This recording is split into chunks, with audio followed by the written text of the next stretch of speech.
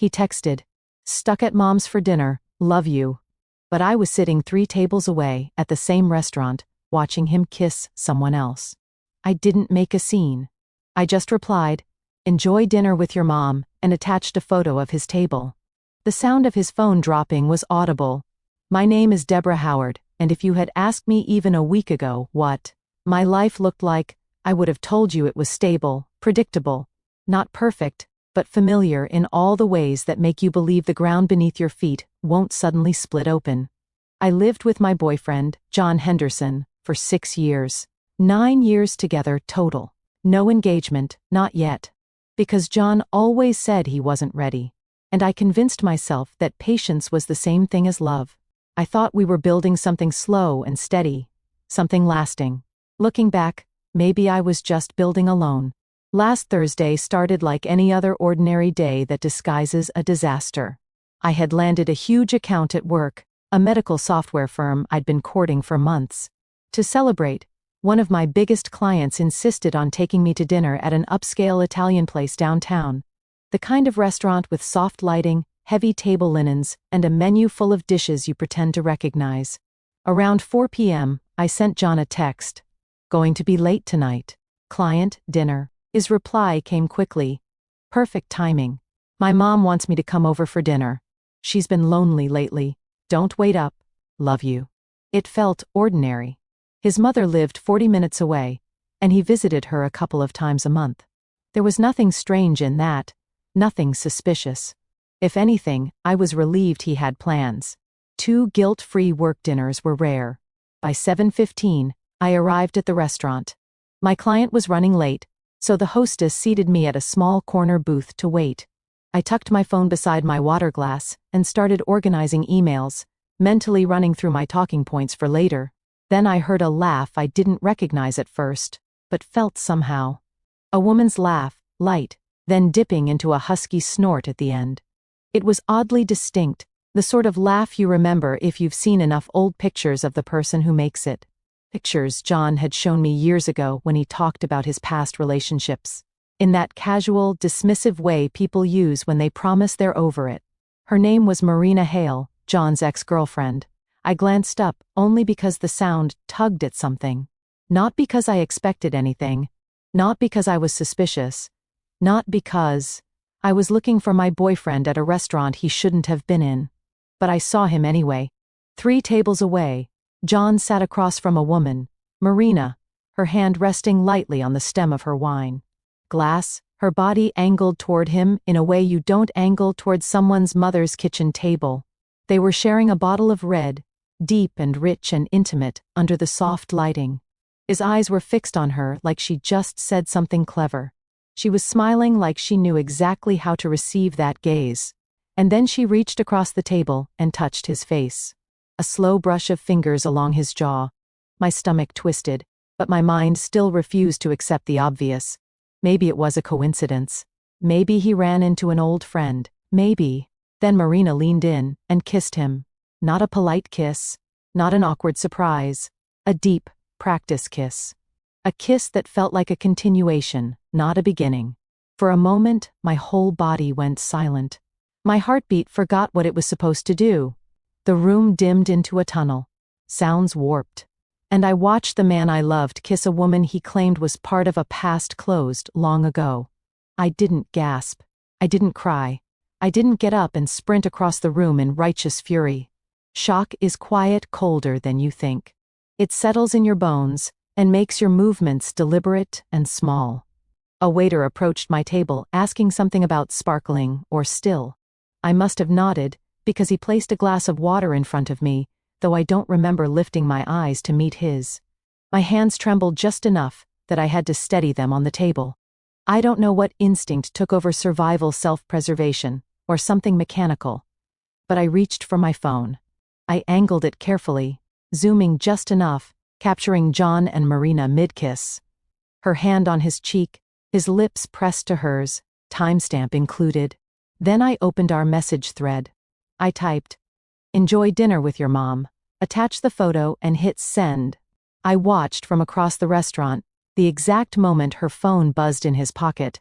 John pulled away from Marina, smiling lazily at first, pulling out his phone, no doubt expecting a harmless check-in or a good-night text. Then his face drained. He dropped his phone. It clattered against the table loud enough that Marina jerked backward in surprise. He looked up, eyes scanning the room with frantic, jerky movements, searching for me, searching for a way to undo something that had already been cemented in digital proof. Our eyes met across the room. It wasn't anger I saw in his expression. It wasn't guilt either. It was panic. The panic of someone who never expected accountability to arrive so cleanly, so suddenly, so undeniably. I didn't give him the satisfaction of a reaction. I stood, slipped a 20 under the untouched water glass, and walked out. No scene, no dramatic confrontation, nothing he could twist later. Outside, the cool night air hit me like a slap. But even then, my body felt disconnected, like I was watching myself from a distance. I walked to my car, sat inside, locked the doors. Then I drove. Not home, never home. Not yet. I drove around the city for almost 2 hours, headlights slicing through the dark. My phone vibrating nonstop beside me, calls, texts, voicemails, all John. I didn't open any of them. Around 10 p.m., I pulled into a hotel parking lot and booked a room. The bed was stiff, the pillows flat, and I slept maybe 2 hours total, staring at the ceiling, waiting for reality to settle into something I could understand. It never did. The next morning, I powered my phone back on. 38 missed calls, nearly 50 messages, the highlights. It's not what it looks like. Deborah, please come home. We need to talk.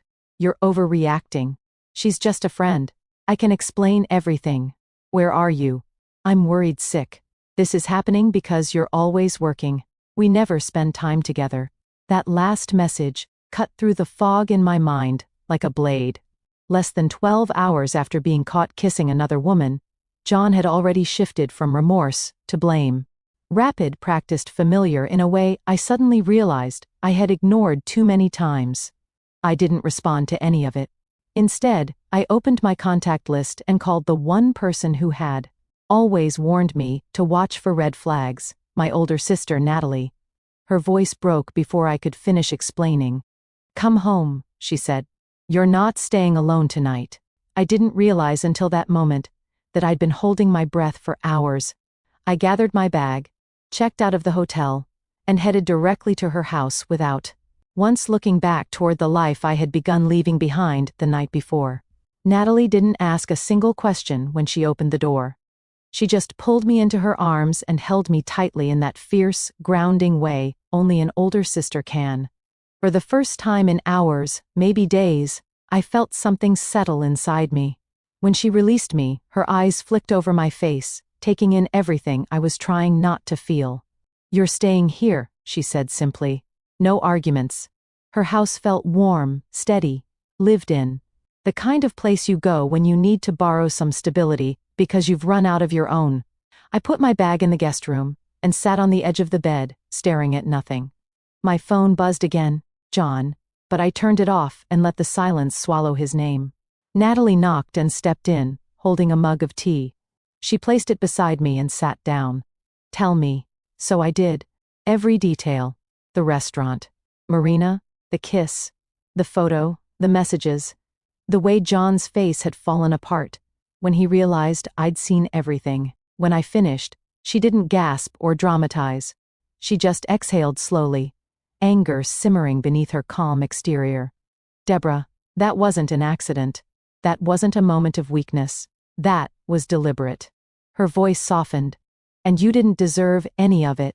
I didn't trust myself to answer, so I just nodded. We stayed like that, silent, until the doorbell rang.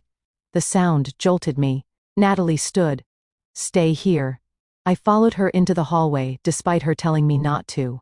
She cracked the front door open. John stood outside, hair disheveled, eyes bloodshot, jaw tight with panic. He was trying to mask as righteous anger. Is Deborah here? He demanded. That depends, Natalie replied, her tone cool. Why? I need to talk to her, he said, trying to peer past her shoulder. She's blowing this way out of proportion. It was one dinner, Natalie didn't flinch. You kissed another woman. You lied about seeing your mother. You lied to her face. That's not one dinner. You're manipulating her, he snapped. You never liked me. Correct, Natalie said dryly. Now leave. He tried to push the door open. Natalie braced her arm against it, unmoved. Deborah, he shouted over her shoulder. Please just listen to me. I backed away instinctively. Natalie's voice rose firm but controlled. She does not want to see you. Leave before I call someone who will make you. John's eyes darted between us, desperation leaking through the cracks of his fading confidence. He shook his head, muttered something under his breath, then turned sharply and stomped down the porch steps. Natalie shut the door and leaned against it for a moment. That's the beginning of it, she said quietly. He's going to try to rewrite the story. Don't let him. The next morning confirmed exactly that. John's mother left 6 voicemails before noon. I listened to the last one only because I wanted to understand exactly what narrative John had fed her. Deborah, this is childish. John told me everything. He made a mistake. A woman keeps her family together. She doesn't run away because her partner makes one emotional error. You need to grow up. Stop embarrassing yourself. I stared at the phone in disbelief. Something inside me clenched, then hardened. Natalie walked into the room just in time to hear the final line. Give me that, she said, grabbing the phone gently but firmly. She turned it off again. You don't need that poison right now. I didn't argue. By Monday morning, I felt like I was floating through a fog. The world was moving, but I wasn't part of it. Still, I forced myself to take the next step. I walked into the office of a family law attorney, a woman named Amara Levin, who radiated calm confidence in a way I desperately needed. I handed her everything, the photo, the texts, the timeline, and documents, from my home office that I had quietly gathered when John wasn't home. Amara reviewed the evidence with a professional blankness that gave me strange comfort. This is serious, Deborah, she finally said. The photo gives you leverage, but the financial ties between you two complicate things. My stomach tightened as she explained, even though the house was mine purchased before John moved in. The kitchen renovation 2 years ago, funded from our joint account, gave him potential claim to the increased property value. And then there were the shared savings, the joint contributions, the credit cards, all threads that tied me financially to a man who had been preparing an escape route while pretending we were building a future. We need to protect yourself immediately, Amara said. People who cheat don't just lie romantically. They lie financially. They lie strategically. Her words hit something deep in my chest. A truth I didn't want to accept, but couldn't deny. When I got back to Natalie's house, I opened my laptop and began trying to learn more about Marina. Not out of jealousy, but out of necessity. Everything about her online presence looked polished. Group photos, corporate events, friends' birthdays. John appeared in the background of more of those photos than I was comfortable with. But the biggest blow came when I discovered her wedding photography album. Marina wasn't single. She wasn't newly divorced or unhappily married. She had a husband, 2 children, a smiling, unsuspecting family. I covered my mouth, realizing I wasn't the only one living in a collapsing universe. John hadn't just betrayed me. He had willingly become part of someone else's betrayal too. I sat with that for a long time before finally opening a new email account. It didn't feel vengeful. It felt inevitable. I attached the photo. No explanation, no story, no emotional plea. Just 4 words. Check Thursday nights. I clicked send. I closed the laptop. Natalie didn't ask what I'd done, but she looked at me for a long moment, eyes soft, proud, and sad all at once. I wasn't proud of myself, but I wasn't ashamed either. That night, lying in her guest bed, staring at the ceiling, I realized something quietly terrifying. This wasn't the end of anything. This was just the beginning. The fallout began faster than I expected. 2 days after I sent the anonymous email to Marina's husband, I woke up to Natalie standing over me, holding her phone like it was radioactive. You need to see this, she said. I sat up slowly, bracing myself. She turned the screen toward me. A mutual acquaintance had posted something vague on social media. One of those dramatic paragraphs people write when they're trying not to spill gossip, but absolutely are. Some men will destroy their whole families because they think no one is watching. Just remember, everything done in darkness comes to light. My heart thudded. Before I could ask more, Natalie's phone vibrated again. "Oh God," she whispered. "Deborah, this is about John." 15 minutes later, I had the full story. Marina's husband confronted her. She denied everything at first. Then he found more incriminating texts on her phone screenshots, included in a group chat I didn't have access to, thank God. Some messages were from John, others were from Marina. They weren't just having an affair. They had been planning things, real destructive things. She had told him John promised to leave me. John told her he was finally ready to build a life with her. And the more details I heard, the colder my hands felt. 8 months. 8 months of lies pressed into my daily life like invisible thumbprints. 8 months of Thursday nights, unexplained gym sessions, team dinners, and phone calls he stepped outside to take. Marina's husband filed for divorce within 48 hours. John, from what I heard next, was livid. Furious not at himself, but at her for letting it all collapse. For not hiding things better, for not deleting things, for getting caught. I sat at Natalie's dining table, gripping a mug of tea I couldn't bring myself to drink, listening to this secondhand avalanche. Every new detail felt like a shove, but I didn't fall. Maybe because I'd already hit the ground days ago, maybe because part of me always knew something wasn't right long before the restaurant. Natalie touched my hand gently. "You're doing better than anyone could expect," she said. I didn't feel like I was doing well. I felt like I was balancing on the edge of something sharp. Later that afternoon, I finally heard from my attorney. Amara spoke in that steady, practiced tone she used when something important was coming. "We subpoenaed John's phone records." She said, "There's a lot." I closed my eyes. "How bad? You deserve the truth." The messages between him and Marina aren't just romantic. They include discussions of finances, statements about intending to leave you, once he positioned himself to claim certain assets. The room blurred for a moment. "He planned for this." My voice cracked. "Deborah," Amara said softly. "He didn't cheat impulsively. He cheated while building a strategy." I pressed a hand to my forehead. It felt like my brain was full of broken glass. Amara continued gently. "There are texts where Marina encourages him to push harder, to convince you to contribute more to shared accounts. And one message where she says, and I'm reading this verbatim, once she moves her savings into the joint account, you'll be set." My breath caught.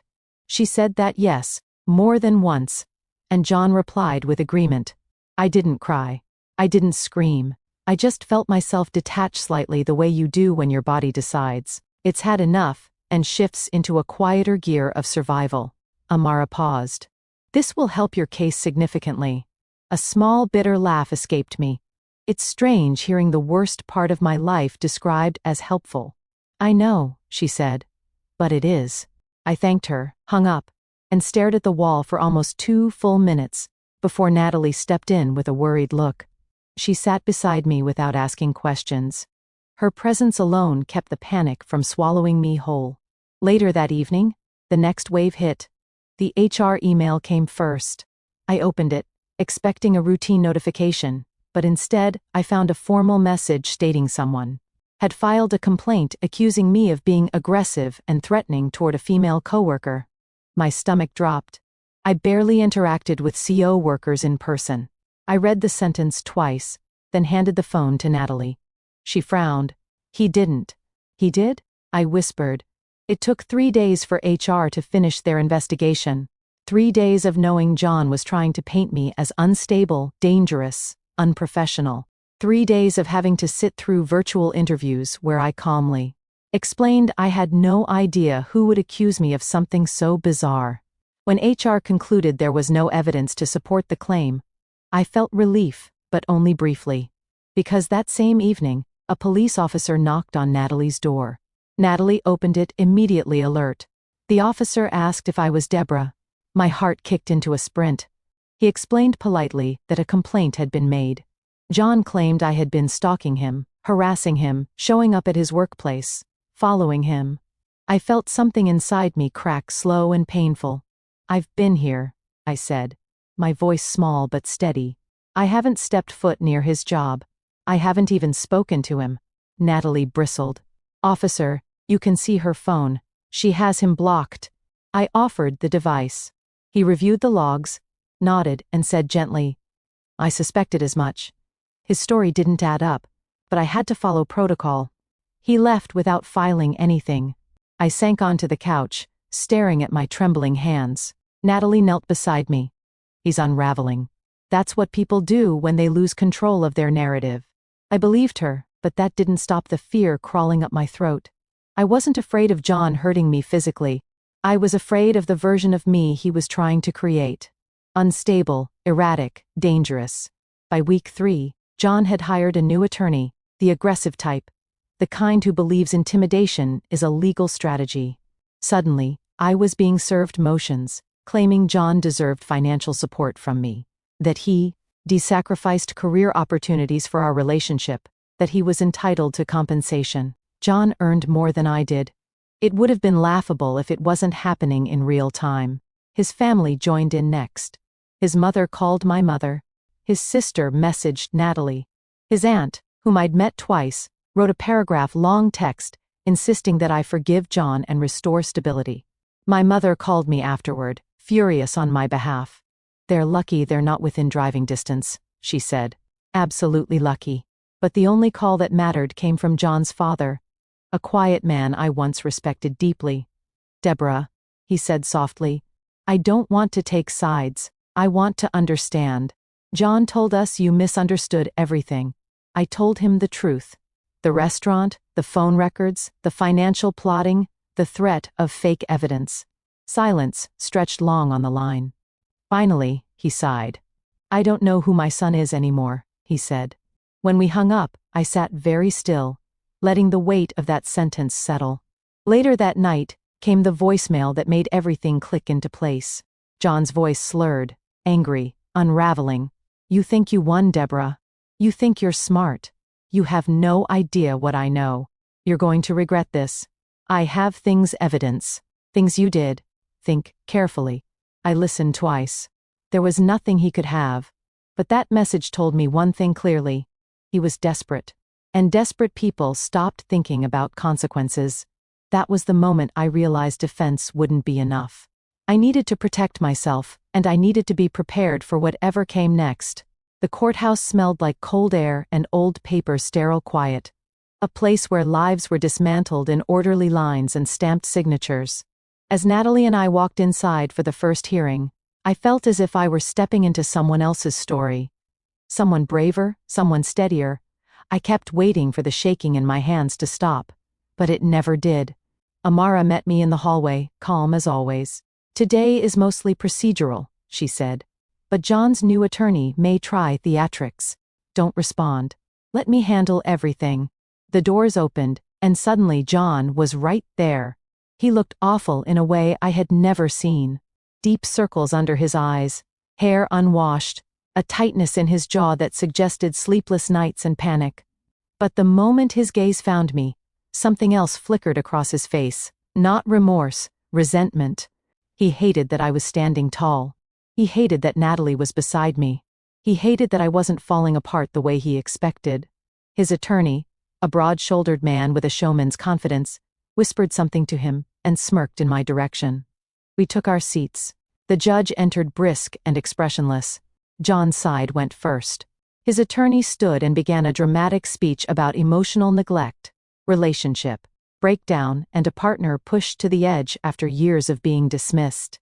He had taken lines from old text arguments, simple everyday disagreements, and twisted them into some theatrical narrative about me being cold, uncommunicative, emotionally withholding. He waved printed screenshots like they were damning evidence. "Your Honor," he said with authority, "here is repeated proof that Ms. Howard refused to engage in conflict resolution. My client often reached out seeking communication comfort, even clarity. Instead, he received rejection." The judge examined a page. One message read, "I'm exhausted. Can we talk later?" Another, "I'm in a meeting, not now." The judge lowered her glasses, unimpressed. "This is normal communication between adults," she said flatly. "There's no abuse here. Continue." John's attorney faltered for a moment, then blustered on. "Furthermore, Ms. Howard has..." But he never got to finish. "Your Honor, we have evidence far more relevant." She handed the court clerk a thick envelope. "May the 1st?" the judge asked. Amara nodded. "These are text messages between Mr. Henderson and Ms. Marina Hale spanning nearly 8 months. They include discussions of infidelity, intent to deceive, and deliberate financial planning aimed at disadvantaging my client." The judge opened the file and began reading silently. The courtroom was still, so still, I could hear the clock ticking somewhere behind us. Then the judge's eyebrows lifted. She flipped another page, then another. She exhaled sharply.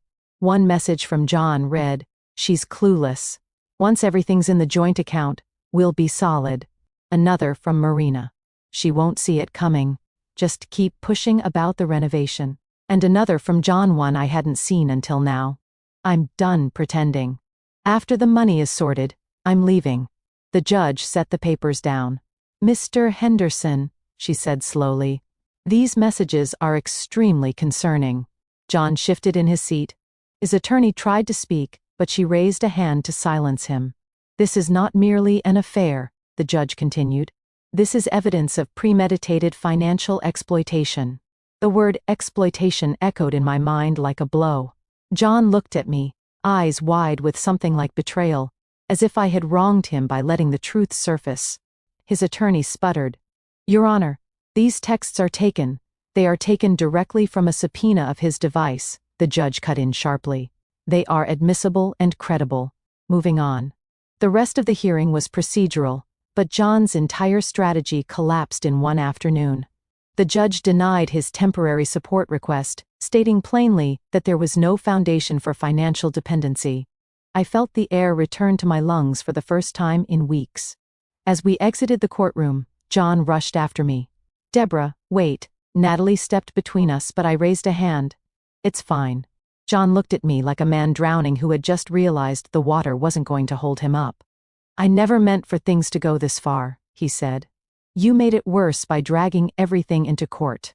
I stared at him. "You created everything that led to this." His jaw flexed. I was confused. I didn't know what I wanted. Marina fed me things. She pressured me, but I didn't mean to. "Destroy me?" I asked quietly. "Plan behind my back for months. Cheat, lie, manufacture, evidence, file, false reports. Which part didn't you mean?" He looked away. I waited, hoping foolishly that I might see a glimpse of accountability, even a sliver of humanity. But when he finally met my eyes again, all I saw was self-preservation. "You're really going to let them paint me as some kind of monster?" "They didn't paint anything," I said. "You wrote your own story." His lips tightened. "One day, you'll realize you overreacted." Natalie stepped forward at that voice cold as steel. "One day you'll realize she didn't." We walked away. Outside the courthouse, sunlight hit my face warm, startling, almost intrusive after the cold air inside.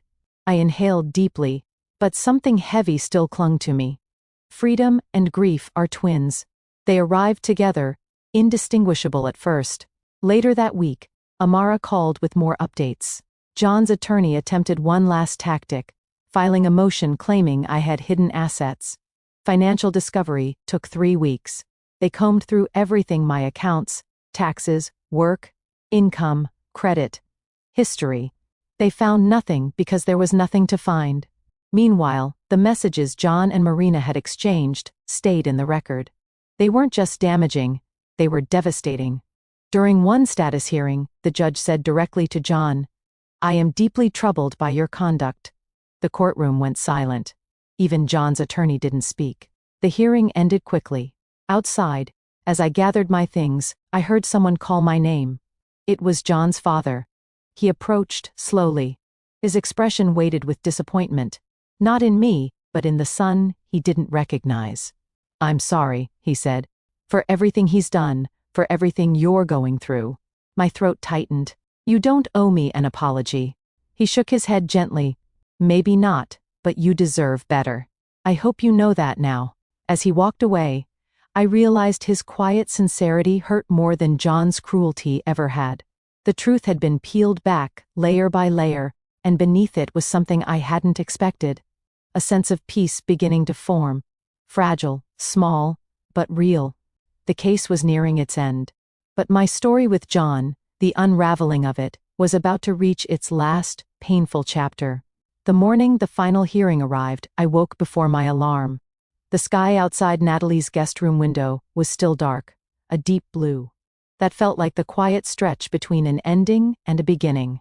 I lay there for a long moment, listening to the faint hum of her house. Steady, peaceful, safe. Everything mine hadn't been for too long. When I finally stood and got dressed, I expected to feel dread. Instead, there was only a strange, heavy calm, a sense that whatever happened today, something inside me had already closed. The courthouse was colder this time, or maybe I just noticed it more. John was already there when I arrived with Amara. He didn't look at me at first. He kept staring at the floor, shoulders slumped, face gaunt. Whatever illusion of control he'd been clinging to had crumbled weeks ago. When the judge entered, everyone stood. Then we began. John's attorney started with a last-ditch attempt to twist reality. He presented screenshots of arguments again, insisting they proved emotional abuse. He claimed I had denied John affection support communication. The judge didn't hide her irritation. "These are ordinary disagreements," she said sharply. "They are not abusive. Move on." Jay's attorney then shifted to claiming I had hidden assets. Amara countered immediately, reminding the court that full financial discovery had already been conducted, and nothing questionable was found. The judge nodded. "I see no evidence of financial concealment. Continue." Finally, Amara stood. She handed the judge a small binder. "This contains the full text messages between Mr. Henderson and Ms. Marina Hale, showing intent to deceive, manipulate, and financially exploit Ms. Howard." The judge opened the binder, flipping through page after page. The silence in the room grew dense. John stared at the table, jaw clenched. His attorney sat stiffly, hands folded, knowing what was coming. After several minutes, the judge looked up. "Mr. Henderson, your conduct throughout this relationship and legal process has been deeply concerning. These messages demonstrate clear intent to deceive and financially harm Ms. Howard. The court does not take that lightly." John swallowed hard. His throat bobbed once, twice. The judge continued. "Given the evidence, the court awards the home solely to Ms. Howard. Mr. Henderson will receive compensation limited only to his contribution toward the kitchen renovation." A murmur rippled through the room. $12,000. That was it. The house John had plotted to claim his supposed leverage. His imagined victory was gone. My lungs loosened. The pressure on my sternum eased slowly, painfully, like something long stuck, finally shifting free. The judge turned the page. "As for financial accounts, Ms. Howard will retain her individual assets. Shared accounts will be divided according to the contributions documented. Mr. Henderson's request for long-term support is denied." John's attorney tried to object, but the judge silenced him with a raised hand. "The court does grant rehabilitative support to Mr. Henderson for 18 months. Given the intertwined nature of their household, $1,100 per month. The number was far lower than he had demanded. It was in every sense mercy." The judge closed the binder. "This case is concluded." A gavel struck, a sharp final sound. Everyone stood. John did too, but he didn't move. He just stared at the judge's bench, long after she'd stepped away, as if hoping something there might change if he waited long enough. I gathered my things. My fingers barely trembled. My heartbeat was steady for the first time in months. When I stepped into the hallway, he followed. "Deborah," he said, voice hoarse. I stopped. Natalie wasn't with me this time. Omar had already stepped into another conference room. It was just the two of us, in the long corridor lined with marble and silence. He took a step closer. Was all of this worth it? Tearing everything apart. I studied him. Really studied him for the first time since the restaurant. His eyes were exhausted. His posture defeated. Not humbled, just angry at losing. I answered quietly. You tore it apart. I just stopped trying to tape it back together. He flinched, but only for a second. You didn't have to drag it through court, he said. We could have handled it privately. You made me look like a monster. You made yourself look like that. I replied. All I did was bring the truth into a room where it couldn't hide. He stepped closer, still lowering his voice. I was confused. Marina told me things. She said you'd never fight for me. A sad smile tugged at my lips. She was wrong. I fought for us for years. You just didn't notice until I stopped. He exhaled shakily. She left me, you know. As soon as her husband filed, she said she couldn't handle the chaos. His voice cracked. I lost everything. I didn't respond. He looked at me, searching for pity, forgiveness, softness, anything familiar to cling to. I didn't offer any. I hope you're happy, he whispered bitterness, souring every word. You ruined my life. I held his gaze, calm, steady, almost gentle. You ruined your own life, I said quietly. I just refused to let you ruin mine, too. His face froze like the words hit somewhere he wasn't prepared to feel. Then I turned and walked away. Outside the courthouse, the air was warm, brighter than it had been all week. I stood on the steps for a moment, letting sunlight fill the places that had been cold for too long. That afternoon, I returned to my house for the first time in months. I unlocked the door, stepped inside, and felt an ache I wasn't expecting. The rooms looked the same, but didn't feel the same. The walls still remembered him. The shadows still carried pieces of the life I thought we'd had. So, I began changing it. I repainted the bedroom soft sage instead of the icy gray he'd chosen. I moved the furniture.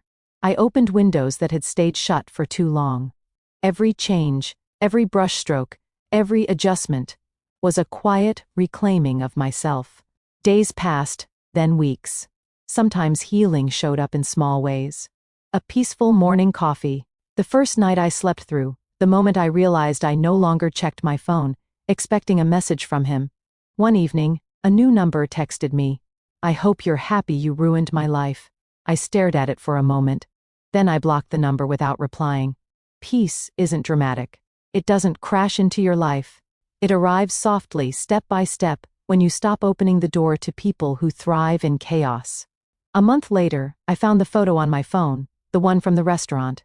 For a long minute, I just looked at it. Not with pain, not with anger, with clarity. That single moment hadn't ruined my life. It had saved me from living a lie for 10 more years. I finally deleted it, and for the first time in a very long time, the silence around me felt like freedom, not loss.